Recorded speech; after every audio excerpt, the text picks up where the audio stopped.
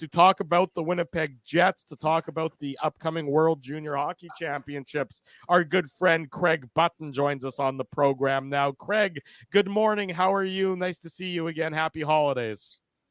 Oh, well, all the same things to you three gentlemen. But I got to tell you, it disappoints me. You know, you take viewership away from TSN when you do your post-game show. Nobody wants to hear what we have to say because they tune it into you guys. So you're cutting my grass, as they say. No, Craig, that's actually not true, though, because those folks will get a chance to watch you on illegalcurve.com because I always feature your comment on the website. So it's always available for Jets fans to watch. We never take away viewers from you, Craig. Never. Yeah. All kidding aside. So how are you guys on this Saturday? We finally got snow in Calgary. I was in Winnipeg last week for the Edmonton and Chicago. I can't believe the weather in Winnipeg. I mean, +2, 3 degrees, no snow. I drove out to Brandon on Friday. I don't think I've ever had a drive to Brandon on a Friday night in December where it wasn't at least -15 or blowing snow. Well, it's good that you went last Friday and not last night because the snow came last night. So we had it? Okay. Yeah, it finally came. We got 30 centimeters here. I shoveled their blue snow 3 times yesterday. So. We did not get 30 centimeters. So you worked a lot harder than we did. We got probably about, I don't know, I'm going to say 4 or 5 centimeters, something that is very manageable. But like it definitely is the grass is finally gone. I missed out on another opportunity to rake my lawn. I'll have to start shoveling it instead of raking it at this point in time, but that's okay. Craig obviously brought you on talk, as I mentioned, the Jets, talk a little bit about the World Juniors.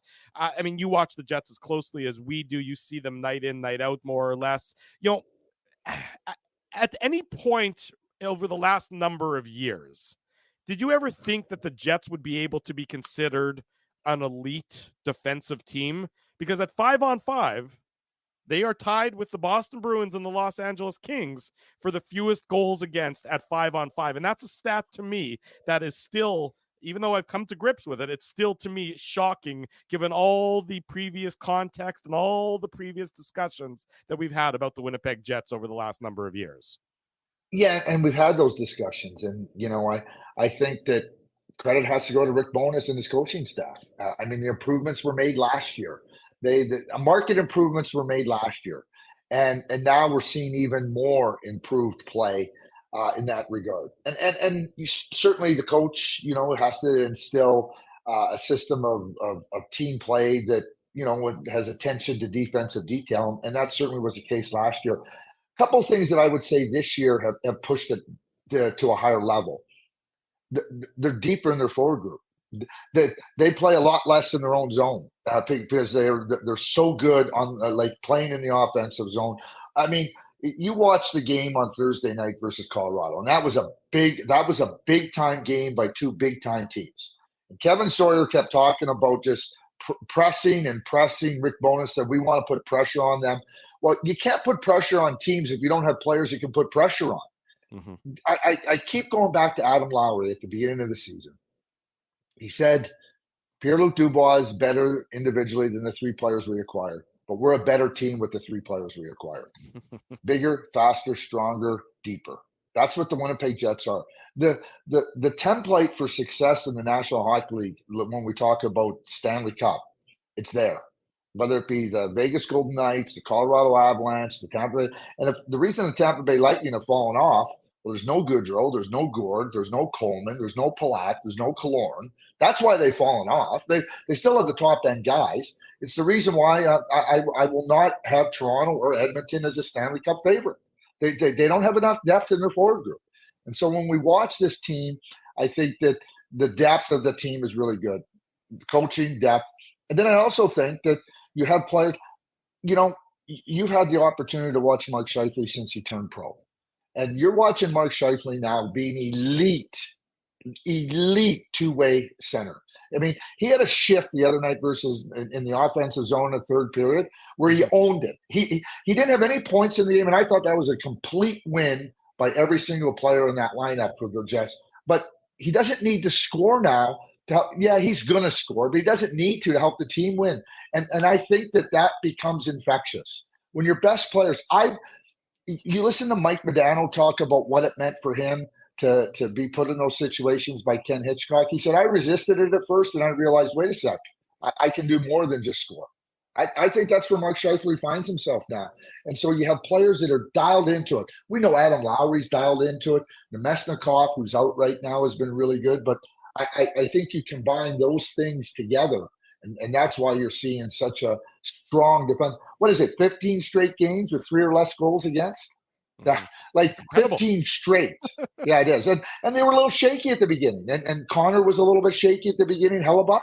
Now, I mean, he's right back to, I mean, he's elite. I mean, it's funny. Connor Hellebuck and Connor McDavid maybe didn't start out the way that we expect to see them play, but there's no question that they have returned to their, elite level status of play in the National Hockey League. Craig, by the way, 15 is soon going to be 16 straight games with the Jets Ducks coming up tomorrow night. All due respect to the Ducks, but they're not exactly a powerhouse offensive team. But, we mentioned we want to touch on the 2024 World Juniors with you.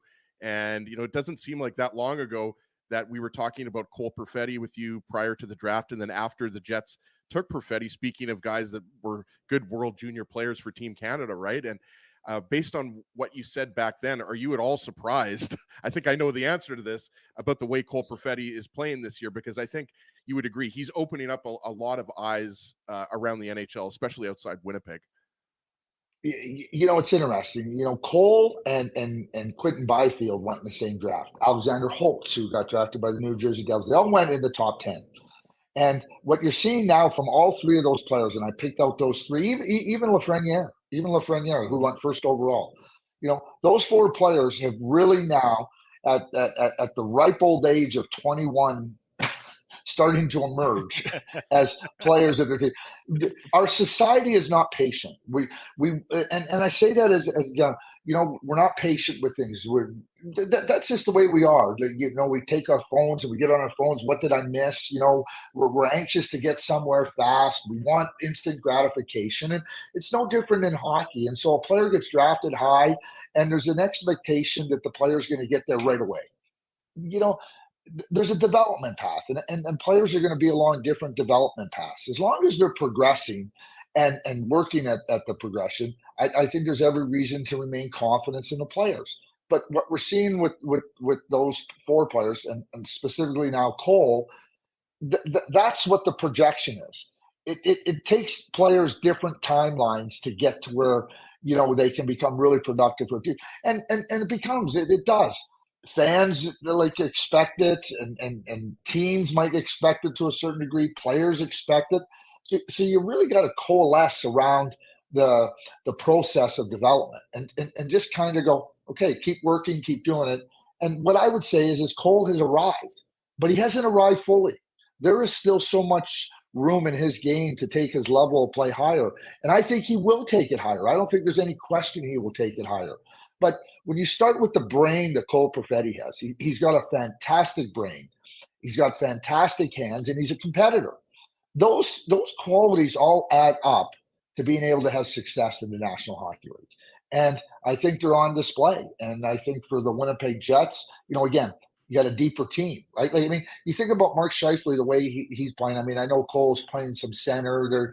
They're debating, is he a center, is he wing? But he's insulated now too. He doesn't get put into situations that he can handle. Rick Bowness has opportunities to put him out against players and in situations that he's better capable of handling right now than putting him in over his head.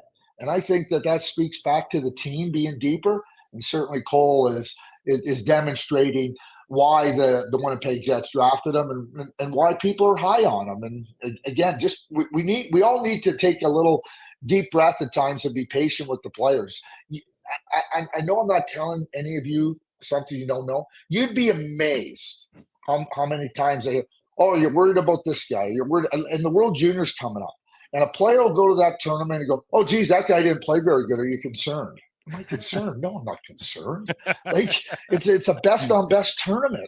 This is a top level tournament. And sometimes players get in there, they're a little bit green, they're a little bit wide eyed, and I've seen players come in a tournament that, if they're 18 and play, then the next year they come back and they're dominant. But we want to make quick judgments, and I would just say to everybody, just watch for progression, for progression, and go from there. Craig, one of the things we talked about, if we were having this conversation in the summer, was the uncertainty surrounding the Winnipeg Jets. Then they signed Connor Hellebuck and Mark Scheifele, and it seems like things are established. Then on Monday, they signed Nino Niederreiter, and we're talking about the culture. And Rick Bowness has talked about that quite a bit, changing the culture both on and off the ice. We talked about the on-ice performance here, but a guy like Nino Niederreiter, getting that 3-year deal, getting that permanence, when you hear him talk, I mean, it was an optional at Hockey for All Center on Tuesday. I'm there. There's not a lot of players, media or players, but the fact is the reality was he was on the ice with a lot of the guys who were the fourth liners, the scratches. He's there. He's working, even though he just signed a 3-year deal. What are the Jets getting in a guy like that who brings that both on and off culture to the room? I'm going to answer your question before I get on my rant. And it doesn't take me long to get on a rant. So, but your question, I want to answer that. Nino is a really well-rounded player, and I think when I use the word well-rounded, he's a really good skater. He's a competitor. He's got size. He can put points up on the board. He can be up. I talk about playing like in the offensive zone and wearing out an opponent. Kevin Sawyer used the term on Thursday night. He said the fourth line has been full value. So let me define, and I did it on the broad. I said, here's what full value means. It means that when you go out on the ice, it's not an easy shift for the opponent. The opponent is sitting on their bench going, wow, I have no chance to rest, mentally or physically, because it's going to be a challenge. So that third line now with Nino and Adam and Mason, I mean, that's an outstanding third line in the National Hockey League. That's one of the very best third lines, in my view, in the National Hockey League. And so Nino can do so many things in the game. I mean, the pace that he plays. I said bigger, faster, stronger, deeper. Nino added when they traded for him last year. Obviously, the three Kings players added that. And now you're wearing out opponents. And Nino is a player that is no fun to play against, because he's not a player that's going to what I would say punish you with respect to, but he leans on you. He's heavy. My dear late friend Brad McCrimmon said he hated playing against players that just leaned on you, because he goes, it was just a constant. It was like you're trying to shed this weight and you can't do it. And that's to me what Nino does. And yes, he's got skill, and yes, he's got some. So what he is, and I think the contract's fantastic for the Winnipeg Jets and for Nino Niederreiter. But I think that those types of players become really valuable. I will say this. I mean, I think now Kevin probably is turning his attention to number 2 and number 5, because I think they've been really valuable, Dylan DeMello and Brendan Dillon, to this team. And, as pending unrestricted free agents, as you're trying to build that culture. Now, my little rant is about, and we heard this across the, players don't want to stay in Canada. Players don't want to stay in Canada. Players don't want to stay in Canada. Well, Kevin Cheveldayoff certainly has dispelled that notion, and the Winnipeg Jets have certainly dispelled that notion, with Connor Hellebuck committing long-term, Mark Scheifele committing long-term, Nino Niederreiter committing long-term. We already saw Kyle Connor committing long-term, and you look at an environment, you look at culture, and Nino talked about it. He goes, I look around here, I come here, he played last year. He sees Scheifele and Hellebuck committing, and he says, we got a good team. I want to be here. Create a good team, be in an environment where players can feel valued. I don't think there's enough credit given to Rick Bowness and his coaching staff for valuing players. We all remember the end of the season last year and how frustrated Rick was, and some blowback. But Rick values his players, and I think that there's no way players are not going to sign long-term, knowing Rick Bowness is the coach, without having that belief. And I think they do. And Kevin Cheveldayoff, and I love Kevin. I really do. I mean, he's a longtime friend, and I have great respect for him. But, when he believed in the group heading into last season, I think that was important. He thought we could take steps forward. But when he realized that, no, I got to change the group, he did. And I know as a manager, sometimes, why didn't you do this? Why don't you do that? Why haven't you done that? But the first step was, I think the group can do it. And having belief in a group sometimes is important. And then you get another answer. Kevin got another answer, and he said, I got to change it. And he did. And kudos to him, because I think the environment and the culture with the Winnipeg Jets has been really, really, really, really good. And listen, they got some really good young players in the system that are going to emerge here in the next 12, 18, 24 months that are just going to add to this group, because this is not a group that's old or aging out. This is a group that is really moving up as a real strong team in the National Hockey League. Craig, you talk about, players moving up, the team moving up. Dylan Samberg has just continued to take strides on the back end for the Winnipeg Jets. As he continues to develop, because really still only his second full season, as he continues to develop, what's the next step in his development from your perspective? I mean, his underlying numbers this year, particularly defensively, have been absolutely tremendous. Some of the best defensive metrics, in the NHL for on the back end. What do you see as his next sort of level, the next ladder, the next rung on the ladder for him to achieve? He's got to get his sexiness up, because that's where people will start to notice. He's got to start doing toe drags and dangling so everybody can see how good he is. Tongue firmly in cheek. He's from Hermantown, Minnesota. I mean, he won championships at the lake there. He won championships at UMD. Dylan is a winner. When you watch Dylan play, and this is just my statement on Dylan, because I love the way Dylan plays. And you want him on your team. You don't want to play against him. You want him on your team, because he's all in. He's all in for winning. He's in it to win it. And Dylan delivers. He's a competitor. And to your point, Drew, he is now a player that, like, what he gives you is incredibly important to success. And certainly that.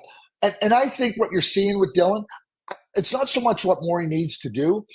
I think you're seeing him be more confident, being a little bit more patient with the puck. He's not looking to just get rid of the puck. He's the game on Thursday, and just a little sidebar here. How many times do we hear the term play fast? We hear it all the time, right? If people want to know what playing fast is, watch that game on Thursday night, because it was played fast from a physical point of view, a mental point of view, an offensive point of view, a defensive point of view. There was times in that game, and when you watch players in that type of an environment where you got to think just as fast as you move, a lot of times just get rid of the puck.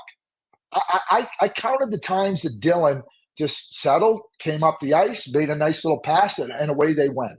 That's a player that's settling in, confident with the speed in the game.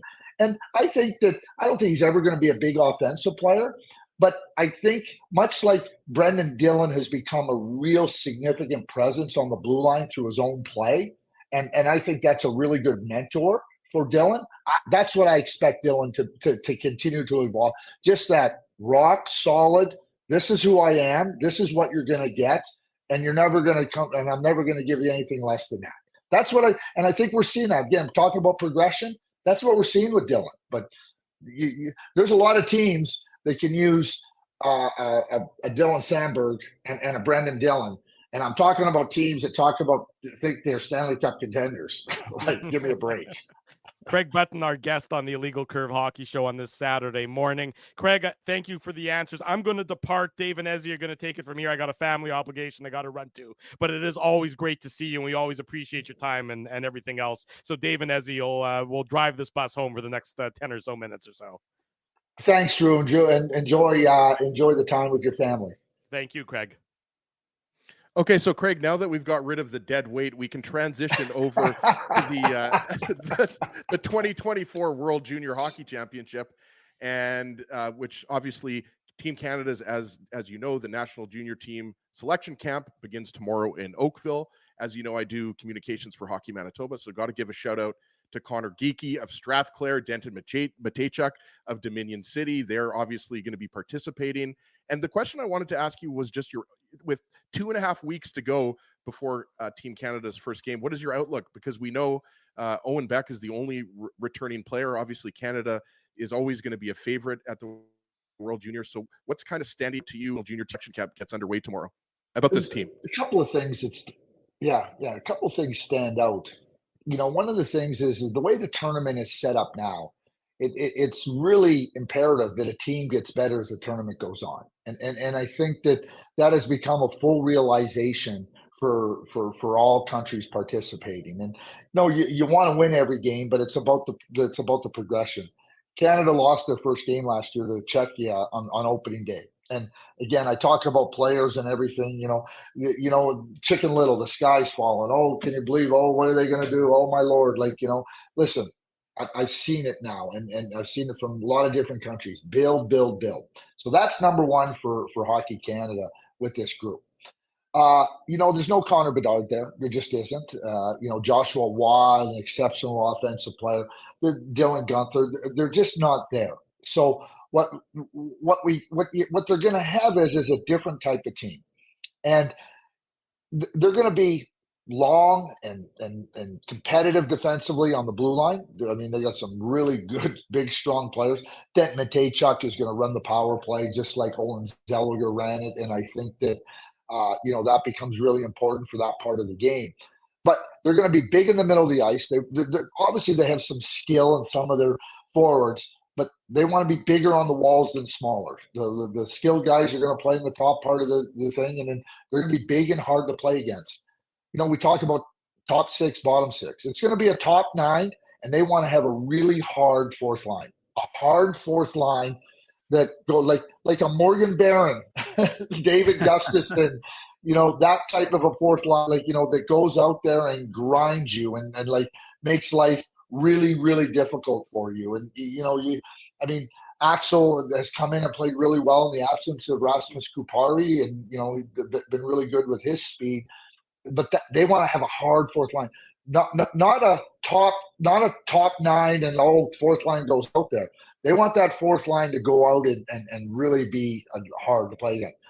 The goaltending might be a little bit unknown, but that's not the first time Canada's gone into a tournament with what I would consider unknown goaltending. It's known to them, and Mathis Rousseau is a really good goaltender in Halifax. Joel Hoffer, there's a Manitoba shout out again. Let's not forget in 2020 that him and Dawes came into they weren't well known. Dawes got the start in that tournament. Again, Canada lost, and then Hoffer took it over right to the gold medal. They have really good, dependable goaltending. They really do. And Dominic DeCivicentis, Winnipeg Jets draft pick, to me, Rousseau and Dom are going to be the two goaltenders. That's a good spot. They've both been really good. And I think that the team can rely on steady, consistent, mature goaltending. The blue line's going to be longer and hard to play against. They're going to defend the middle of the ice. Everybody talks about the big ice. No. The big ice, you don't have to worry about outside the dots. Go play out there. It's like going on Lake Manitoba. Go out there. I don't care where you are. Here's our net. Here's the front of the net, and we're going to defend this hard. And that's don't buy into any of this big ice stuff. You got to play inside the dots. And these players are going to defend hard inside the dots. They're going to attack inside the dots offensively. I think USA and Sweden start off the tournament as co-favorites. They've won the last two U18 championships. They both played in the championship game of the U18. Sweden beating USA in 2022 and USA beating Sweden in 2023. So their mature teams are good teams. You're right. Canada will always be competitive. And I think that there's a lot of confidence in the group. And one of the things that I think becomes really important for Team Canada is being encouraged to be who you are. You're not going to be last year's team. And I think Alan Letang and the management group are going to really emphasize that with the play and let them be their own, have their own identity in their own group. And I listen, they're going to be playing on the fourth in a semifinal. I have no doubt about that. And I think that from there, that's where you hope your game is in order, and let's go. Well, hopefully we'll be listening to, I believe Dennis is doing the broadcast again. So hopefully we'll be hearing our friend Dennis Bayak making the call. Always iconic. You'll be hearing him. You'll be hearing him. Always iconic when we get to hear the pride of Winnipegosis, Craig. He may live in BC now, but he's always going to be the pride of Winnipegosis. But, usually there's a lot of excitement for Jets fans. They get a chance to watch prospects in the World Junior, and this year they won't have that same level because Colby Barlow obviously dealing with some injuries, so he wasn't an invite. Rutger McGroarty, he obviously has that injury he sustained in the game for Michigan. I know he was invited to the U.S. camp, but we'll see if he's going to be ready to go. What about Elias Salamonson and Fabian Wagner? Those are the two guys who are going to be playing for Sweden. Salamonson's an interesting character because I wasn't expecting him to be back in Winnipeg for training camp. And then he was here in training camp and he was staying. Then suddenly he was on the Moose. They eventually sent him back to Schlefka. But to me, he's the guy who a lot of Jets fans are excited because we talk about depth in the organization and that right side defensively. He's kind of like that prized, the Ville Heinola of the right side right now, Craig. He's a big time competitor. He's a big time competitor. You look at that Swedish blue line. They have a really competitive group back there. Tommy Wilander, who was Vancouver's first round draft pick, Salamonson. Like this isn't a freewheeling skate up the. They can do that, but they compete hard defensively. They compete. You got to be a hard defender, and that's what Salamonson is. And Salamonson's going to play in the National Hockey League. I know watching him, you're looking at different parts of his game. You're going, okay, he has just gone this way. He's gone right nicely in that progression, as I talked about. I believe he will be an NHL player, a regular NHL player. But good, hard defending and not hesitant to jump in the attack. If I had to use just kind of a Winnipeg Jets comparable, you think about when they acquired Dylan DeMello. So Dylan, okay, what type of defenseman is he? Okay, 4-5, right? Well, you watch Dylan play now. Dylan's not afraid to jump into the attack. He competes hard. He plays like in the defensive zone, and that's how Salamonson plays. He plays that kind of style of game, and he'll be really good. Fabian Wagner is going to be a really important part of this team. He was part of the team that won the gold medal to U18. He returns. He knows what the tournament's about. And I think that, he's quick, he's fast, he can, and again, we talk about depth in your lineup. That's what the Swedes have. They have lots of depth to their lineup. And it allows Fabian to get in there and contribute offensively. And, I'll just finish with Rutger, and I have a man crush on Rutger, just like I have a man crush on Colby. And Colby would be on the team if he hadn't run into the injuries. Rutger will be the captain of USA. If he's able to play, and maybe they should just have him there anyway to be the captain because his leadership is unbelievable and his spirit is infectious. So I know they're really and it might be a case. It really might be a case where he goes over there. Maybe he doesn't play the first couple of games. As he tries to ramp up if the injury is progressing in a manner that's satisfactory to everybody, Jets included. Jets are a part of this evaluation with Rutger McGroarty, as they should be. University of Michigan, obviously. But don't be surprised if he's making that progress that maybe he doesn't play game 1 or 2, but they're getting him ramped up to come back a little bit later in the tournament. Well, Craig, you might have a man crush on Barlow and Rutger McGroarty, but we have a man crush on you, and we always appreciate. And your spirit is also infectious, Craig.